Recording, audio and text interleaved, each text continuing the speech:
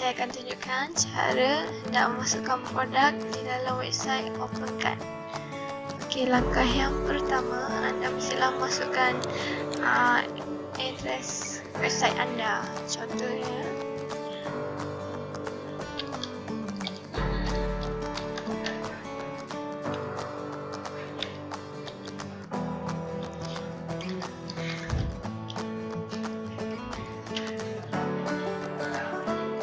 password macam ni, anda mestilah memasukkan username, pengurus dan juga password.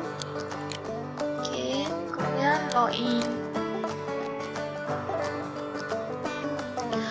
Okey, untuk memasukkan produk, anda mestilah pergi ke produk, kemudian add produk baru. Contohnya, anda hendak memasukkan jersey.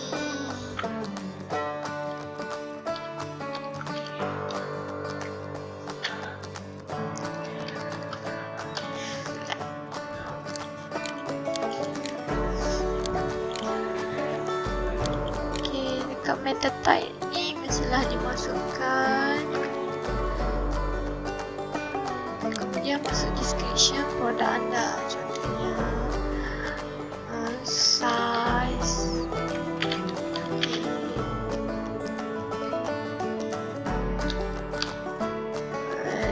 dan sebagainya. Kemudian di data ini, contohnya model baju anda ialah model mestilah dimasukkan. Kemudian masukkan harga, kemudian kuantiti stok barang anda, contohnya.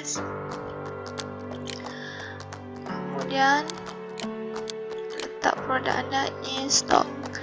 Jika produk anda telah habis, anda boleh tukar kepada sold out atau sebagainya. Dan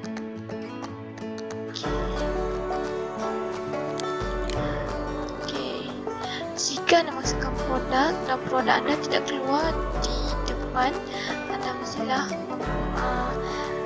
cek di link ini, iaitu di kategori. Contohnya, mungkin anda tidak link ataupun terlepas pandang. Contohnya jersey, so kita ambil kategori jersey. Okey, kemudian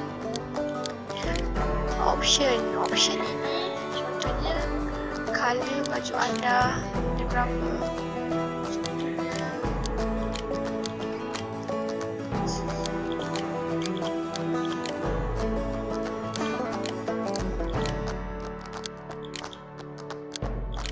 sekarang kuantiti untuk memastikan warna keluar di hadapan.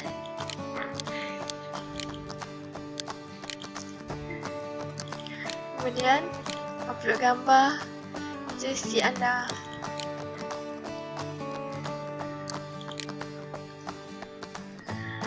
Okey, jika di dalam ini adalah gambar yang telah diupload.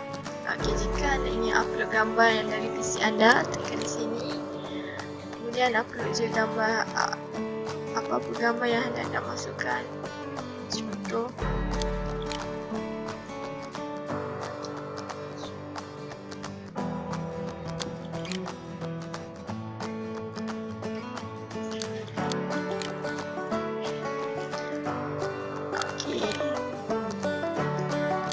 anda boleh tambah berapa banyak gambar yang anda ingin masukkan. Kemudian save. Untuk melihat apa yang anda masukkan berjaya, tekan di sini dan akan masuk ke store website anda. Okey, kita masukkan di jersey, so produk berjaya dimasukkan.